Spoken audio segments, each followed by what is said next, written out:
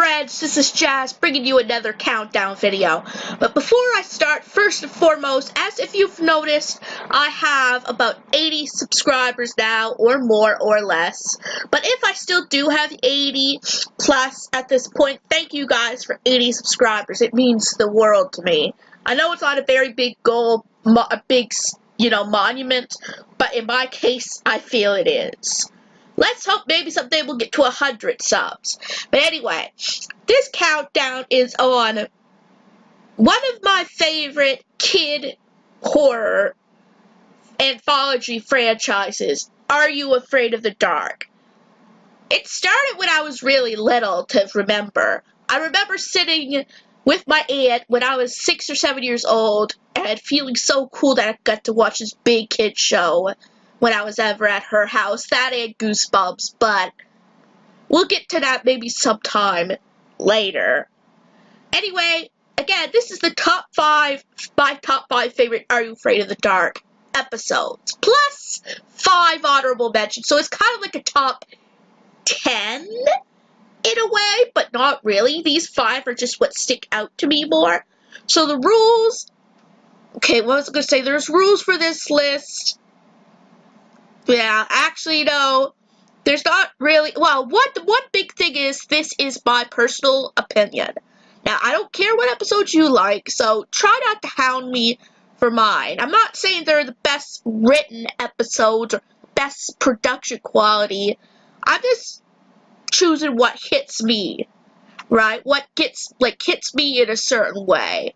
And this is actually my second time doing this list, because there were some episodes I've missed and I've watched quite a few of them now, and some things have changed for me. So anyway, enjoy the top 5 plus honorable mentions Are You Afraid of the Dark episodes. Now on to number 5. Number 5 is The Tale of Station 109.1. Now, this is one of these episodes that I forgot to check out before. This wasn't even mentioned in the honorable mentions until this point. But after seeing this, I thought and I was trying to justify my original number 5 spot being on this list. But I'm like, no. I do enjoy this one a lot more. It is low because it isn't my most memorable one, but it's certainly more memorable than the original top 5, the original number 5, so I moved that up there. Pretty much it's about a boy who, just hold on 1 second. But yeah, anyway, I apologize, my brain was off. This kid is obsessed with death, Chris, and he always, he'll lay in a coffin. He literally made his bed into a coffin and everything. His family is a little weirded out, especially his brother Jamie, who he knew ever since he went and played grave tag or something with his friends. Chris became a death-obsessed maniac. So as a mean prank, he literally locks him in a what was it? I forget, one of those cars that transports dead people to the funeral parlors. And inside, Chris ends up finding a weird station that he doesn't recognize, that's talking about, have you lost your way, we can help you, and stuff. Pretty much just as Chris ends up being mistaken for another man, Daniel Carpenter, I think was his name, and the guy in charge of the station and the thing that sends him off to the afterlife is portrayed by Guilford Godfrey. Guys, I'm sorry, but this is one big reason this is on this list. He makes this episode. He's been known for his comedic roles. Like, in Problem Child, he's that little parrot from Aladdin. I apologize to you Disney fans. I am so sorry, I forget his name. But he just makes this episode, the way he responds to Chris at every turn, and he's literally insane. He throws all his slapstick in there. I mean, the only thing that would be better, I think, would be if Robin Williams was in this episode Actually, to be fair, as funny as he is, I do not know if he'd be able to portray a character that Godfrey had done. I love Robin Williams, and you Robin Williams fans, I'm not trying to get at you, but it just is a character. Like, any character Robin really has portrayed was more, he was goofy, but he was goofy good-natured. Almost. Godfrey's character was meant to be sort of evil. He was sort of the villain of this episode. I just can't see Robin as a villainous person. Is the only difference. But it was so funny, like, especially when he learns he had made a mistake. Like, I do not make mistakes. When I was alive, I was a car salesman. Oh, I know, that's one of the biggest things I remember, but we'll just say, long story short, his obsession of death ends. Like, after that, I don't think I would, if I had an obsession and something terrible happened something terrible happened during my obsession, I would be done of it. Like, he literally almost died. Until the guy just sent him back and said he wanted to speak to Godfrey's character. I'm sorry. It was more for comedic effects that I really liked this, but the characters were okay too. Like, the brother is sort of mean, but he does end up, like, turning around in the end. And the character of Chris, like, he's portrayed so well, like, as a kid, like, into a gothic thing. Anyway, the Tale of Station 109.1 was number 5 on this list. Now on to number 4. Number 4 on this list is The Tale of the Night Nurse. Now, I just love the fact that it's one of those situations where you could really go in someone's perspective. Like, it is about sisters Nikki and AJ visiting their grandfather when they start to notice strange things coming around, like a woman isn't there, like when she hits them with a snowball, she's coming in for a party. She eventually learns that this little girl named Emily ended up dying shortly after falling down the stairs on her 12th birthday, and like, I just find it so cool that one of the girls, which is AJ, ends up being kind of in Emily's shoes. Like, I love those type of scenarios where it's just so out of the ordinary like that.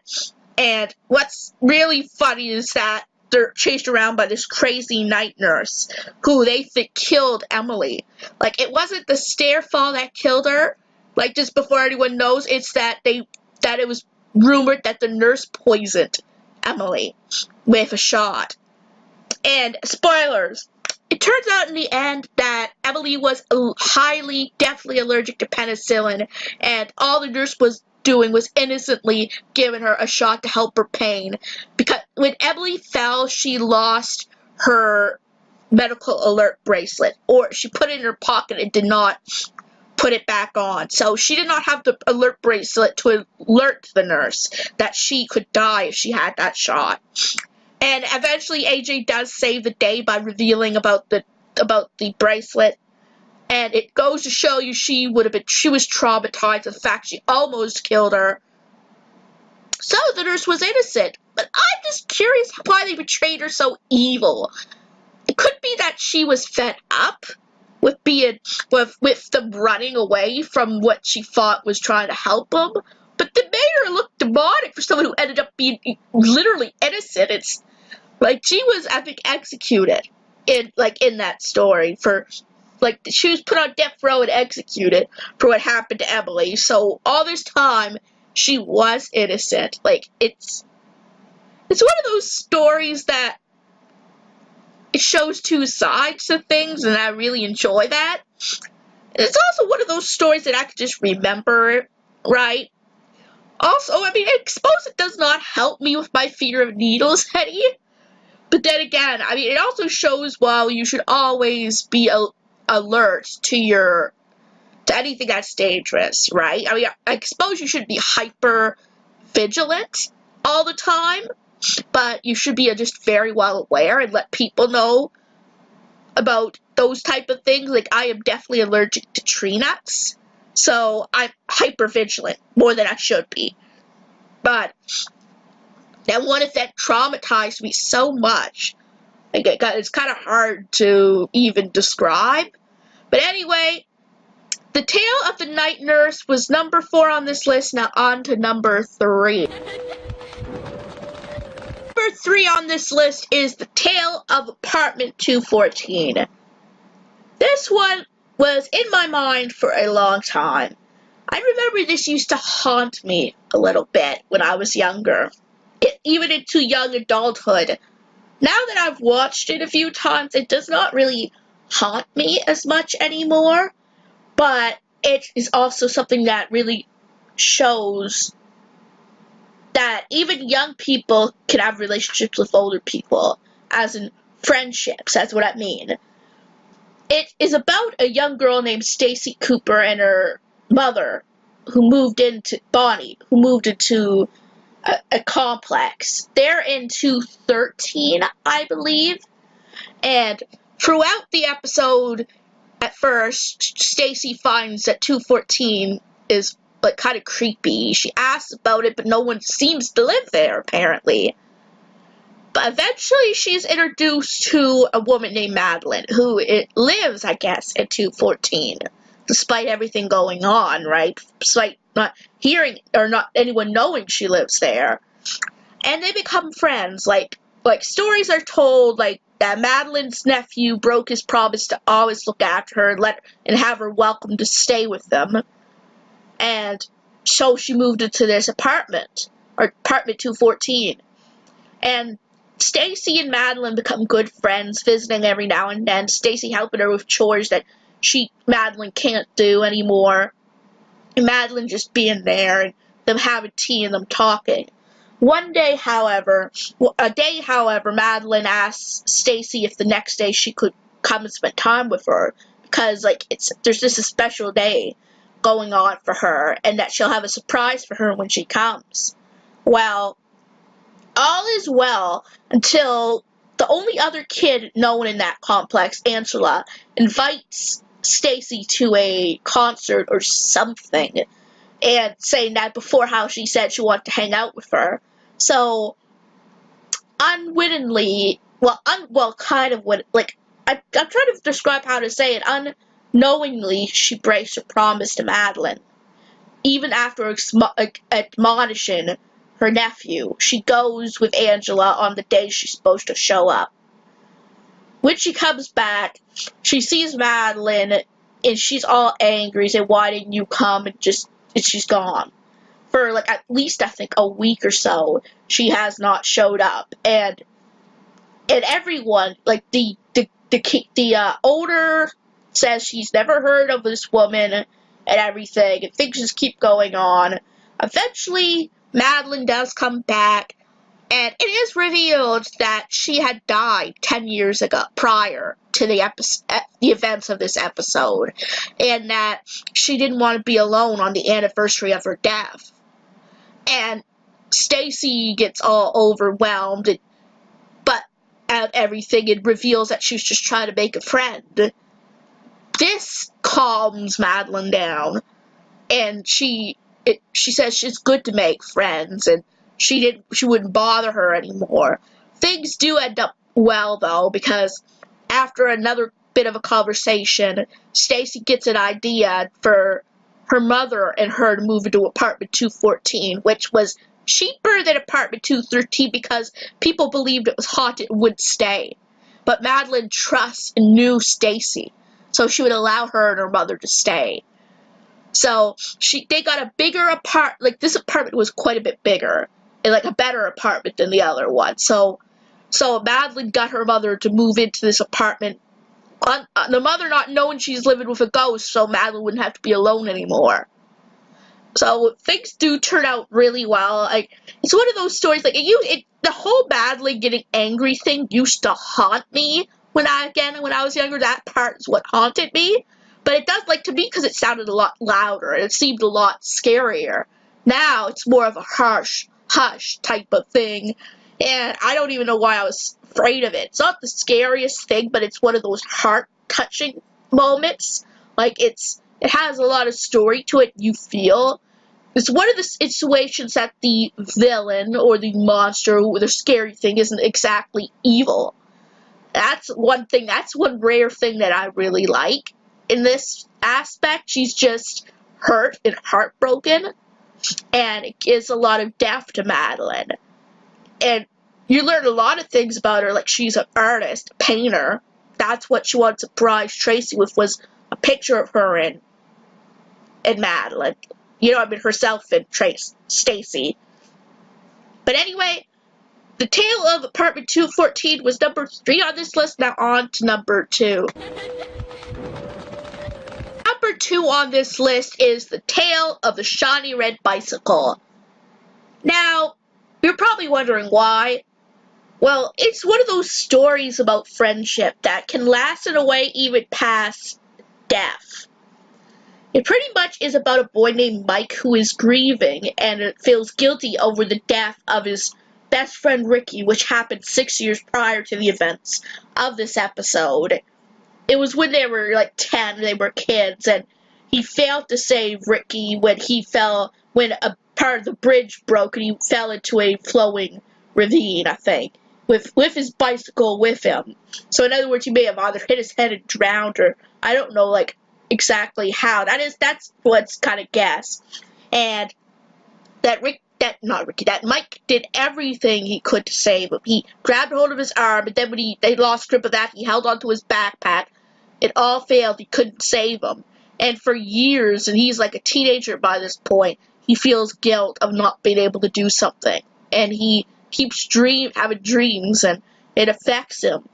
Things do get worse when he starts to see Ricky's ghost suddenly appearing. Everyone thinks he's delusional or sick, and he's held back from the fishing trip they have. And his brother in this story, Ben, is another big part of the story, because he's the only one that kind of believes and feels for Mike, right? And he's going with his friends on the fishing trip. Well, we'll just say it turns out that Ricky is not angry at Mike for the death, despite that's what Mike thinks. He's actually there trying to warn Mike that Ben is in huge danger, where he's going to be at his bridge. In other words, at the bridge that he died at, and that there was going to be an accident if he didn't hurry. So he was trying to warn him for a day, I think, a day and a half, about this, but he only got to finally talk to him when Mike went to confront him. So Mike had to rush on somehow being able to ride Ricky's ghost bike, which does not make sense, but I suppose it does in the end. Some things make sense in the end. He rides it, and he ends up getting there in time to save Ben, and the brothers like reunite and they hug it all out. Suddenly, that bike that Mike was riding that whole time suddenly turns to rust. Wow. And the strange thing is, it was revealed in the beginning of this episode that the body of Ricky had never been found until the end, that his body was discovered a few days after the events of Ben and Mike, or what happened with Ben.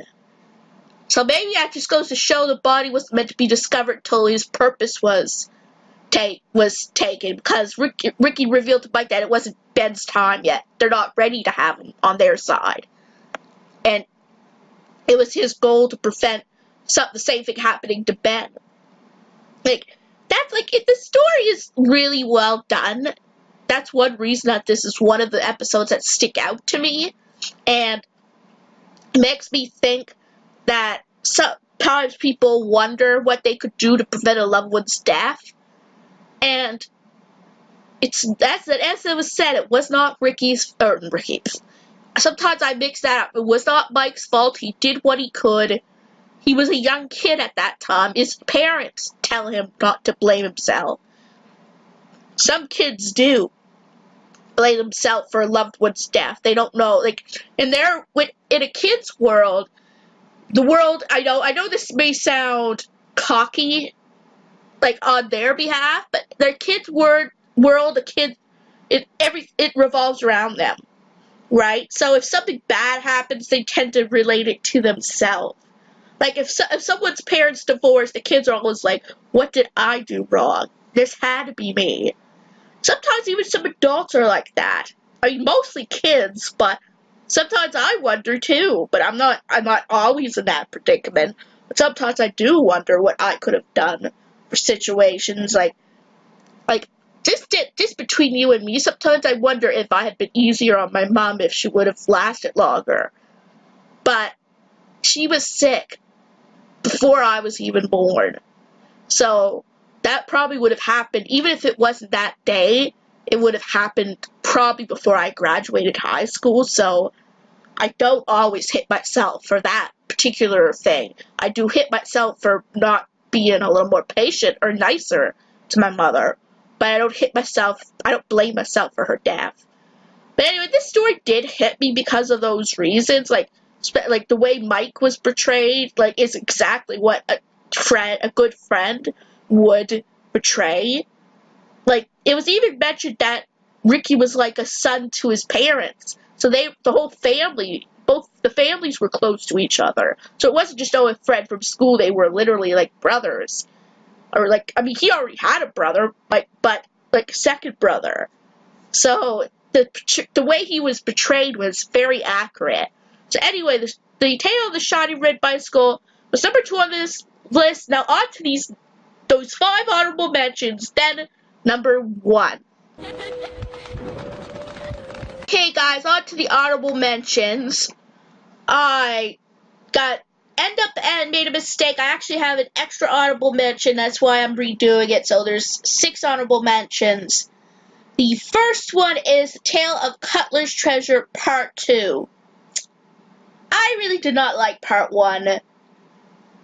Rush was a jerk to his brother. Max.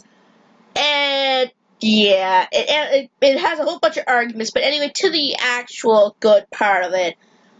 It just shows how much he's turned around, he's changed to go and look for his brother.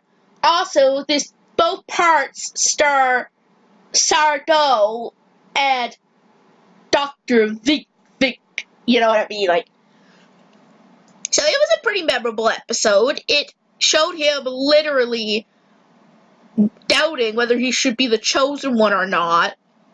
And it was just really great. And so that was pretty good. Now, the next one I have here is The Tale of the Night Shift. Originally, this was number 5 on this list, but I thought it just wasn't memorable enough to make the actual list. But I did love, like, the vampire. Even it was really scary. The morgue scene when the vampire was on fire, and how Felix and Colin worked together to destroy the coffin and destroy the vampire. So it was okay, but to me it just was not my favorite. It would maybe be number 7 on this list. Maybe just below Cutler's Treasure. So the next one I have there is The Tale of Train Magic. This would be number 8 on this list. It is about Timmy, how ever since his father's death, he was obsessed with trains. He would always go help his friend, I think ship or dog, I forget what it was, but he is an African-American friend. And things go crazy when, I think his name is Edmund, I forget the conductor's name again. Yeah, my memory wasn't so good. His name was Ray Lawson, the conductor that I'm talking about. Tries to give Tim the watch and say he could be a real conductor. He hangs out with Cap, I think anyway. It was Cap, so things end up going awry though when he's revealed that Ray was dead for years after missing a single, which back then there wasn't a radio, there was just a pole single, and the train he had, which was 713, 7:15, I think, and he ends up crashing. Or 7:14. I cannot remember which one. And so Ray is trying to get Tim to take his place, which he did by magically giving him a train that he would go into. When he rolled it, things turn out in the end. Like, Tim saves the day with Hank, his brother's help. And I just loved it how it's kind of emotional because he's hanging on to his father. Because in the end, he says, when Hank said, "What just went on?" He's like, "We just killed 2 ghosts." Which one was Ray, and the other must have been his, I forget what his depression on losing his father. Like, he ends up being able to, he told Cap he was going to stay away from the station for a while. So he ends up kind of coming out of his shell and becoming better and more sane, or whatever Hank would call it. The next one that I liked was The Tale of Vampire Town. Pretty much it's about a boy named Otter, ADER, and how he is obsessed with being a vampire hunter and hunted down this, I forget what his name is, but the bad vampire, not Dracula. So he and his family go to this old hotel or whatever that lives in this town called Wiz something, but is rumored to be the vampire town. Things go awry what they think when the innkeeper and the funeral parlor guy end up thinking Otter is a vampire because of the way he behaves, and that the funeral parlor guy ended up being attacked which is what led Otter there, and they think it's him. Like, Stanley believes it's him, which is the innkeeper. Things go awry. Otter ends up destroying that vampire he was writing about. He had his own little journal, and so things seem to go well. Otter even removes all his makeup and his dark clothes and becomes normal in his parents' eyes, which pleases his father. But just when he's checking out, it turns out, spoilers, Stanley was that vampire who attacked the funeral parlor director. And he was trying to hold it in and trying to blame Otter for people's suspicion will go away from him. And let's just say we do not know the fate of old Otter because it shows he's about to be bitten. So what he loved before ended up being a little too scary now. And it's never revealed if he gets bitten or if someone opens the door and distracts him or nothing. Like, his fate is, what do they call it, ambiguous in a way. But I like vampires. It's pretty cool. It's why I like this episode so much. The next episode is The Tale of the Wisdom Glass. It's a story of 2 friends on different sides of the grass, or the fence. Alan Price, who is rich as anything and usually gets what he wants, and Jimmy, last name I forget. His father cuts him off and he's all mad and stuff, and the guy who does the video game area kicks him out. Angry, Alan has a board or a computer game called Wisdom, I think it is, and then when he sees Jimmy, he gives it to him, right, and they go off. Let's just say they try to enter a tournament later, and it turns out that the people there are all too real, and they're put on trial for this stolen game. And Alan throws Jimmy under the bus at first, but then it's revealed when the limousine guy says that Jimmy got him 2 tickets to go to, I forget what it is, a game, because I guess Alan never went to one. And he thought he was a real friend. Well, Alan goes in and tries to say, okay, I did it. Just when he comes in, he sees Jimmy about to be beheaded. Yeah, that was a little dark. Beheaded over a video game. I mean, I guess the wisdom glass just chooses the punishment. He could have gotten as far as getting it off scot-free or a slap on the wrist. And it was chosen to execute him or behead him. And then they're about to switch places, they suddenly get out. And it turns out, though, it's another dark ending because the cab driver turns into this judge guy, which was absolutely funny, and they go screaming. So we don't know if they end up dead or not, because they're in no way to get out. It ends there, so we don't know. But it was a pretty good episode. Like, I honestly think that it shows the value of friendship, which I like a lot, but still didn't quite make the list. The last one is The Tale of the Virtual Pets. I'm a tech nerd, so that just a given. It's about two girls. One is not so. I'm not going to go too into detail of this. One not too tech savvy. One is obsessed with it. Turns out that the untech savvy one ends up saving the day when all the rest can't. And it's interesting. It even has those little endings where, oh, maybe I'll get a computer at this, and suddenly, never mind. Like, the ending is so funny. I mean, I am more on the tech-savvy side, but I can see how postmodern things can be okay, too. Like, sometimes you need to have that knowledge. But it also shows sometimes you need to know more about the future, right? Because it could save you someday. Now, the order I said them in, like, the last one, the Tale of the Virtual Pets was my least favorite of the honorable mentions. I went in the order of my favorite to least favorite of them. So, in other words, the Tale of the Cutler's Treasure would be number 6, for example. So, anyway, those were all my honorable mentions. Now, on to number 1. Number 1 is The Tale of the Silver Sights Part 1, 2, and 3. Why wouldn't they be my favorite? These are one of the second multiple-parter episodes next to Tale of the Cutler's Treasure. There also is the absolutely only one that the Midnight Society actually is the story. Now, this is the new Midnight Society, which is Tucker, Megan, Quinn, Fang, and Andy. They have all of them in there, plus Gary, because he is one of the main source of the story. Tucker and Gary's grandfather pass away, and Gary is given a note that there's this evil that was afoot for years with his grandfather, who is the former leader of the very first Midnight Society.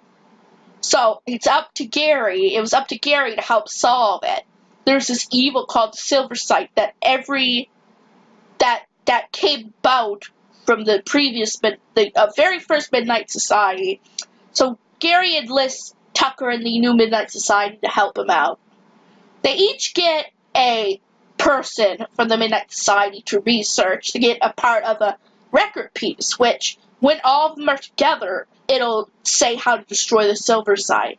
Now, the thing is, every single member gets a job, except for all of them get a job. Only Andy and Fan end up being paired together because Fang does not want to be alone, and Gary and Tucker at times go together.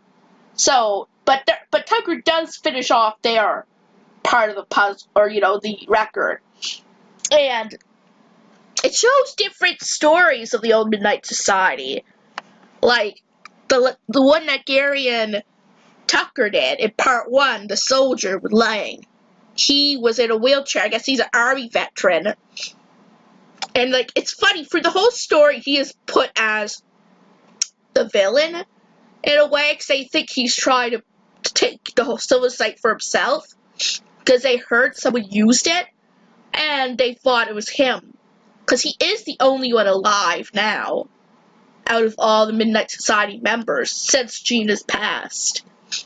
And things go on, like, there's funny scenarios, like, Megan, and, like, she's one of those not fancy, but, fashion savvy, and she ends up having to go into a sewer to find Eleanor's puzzle piece, who ends up getting rich, but dying, but then they end up, for some reason, becoming poor. Like, it's just happened. The people in the sewer, like Eleanor's family, oh my god. They were used to being rich, then they ended up having to live down the sewer because all the bad luck that was going on. Like, it was hilarious. And there was this joke how everyone was like, what's that smell? And Meg said, I'm going to hang with the sewer people or whoever it was. Like, and there was this side quest with Quinn who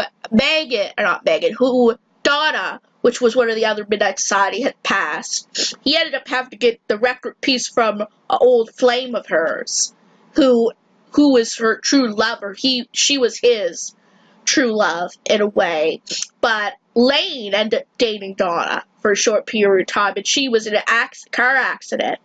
So he ended up getting a picture that Lane, I guess, stole from this guy that he created of Donna in exchange for the record piece. And it was so funny how both him and Tucker were in the house at the same time. When he was about to take the picture, Tucker was like, wait, what are you? He's like, it's not even his, I'll tell you later. Because it was a picture, so, like, it was funny.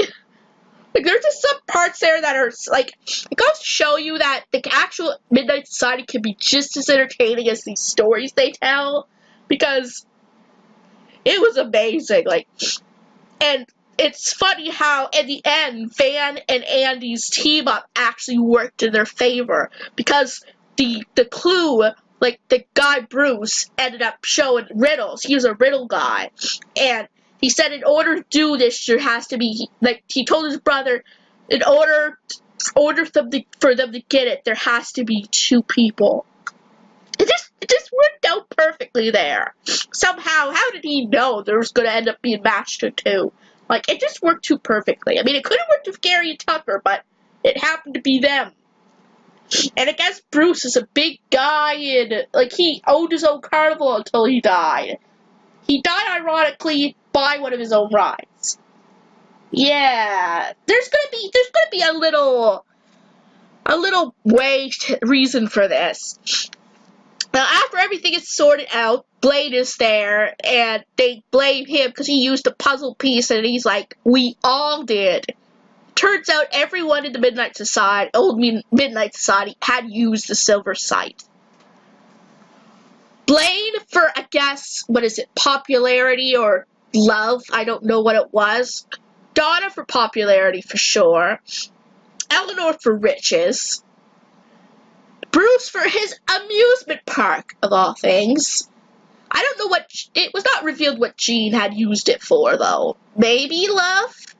I don't know, because he didn't die until after revealing that it was back and things were going on. He had some type of heart attack. But he didn't die until recently to these events. So, he was the oldest living one next to Lane. So, I don't know. But it turns out that he didn't betray them at all. He was just trying to spare the kids, I think. He wanted to end it as much as they did.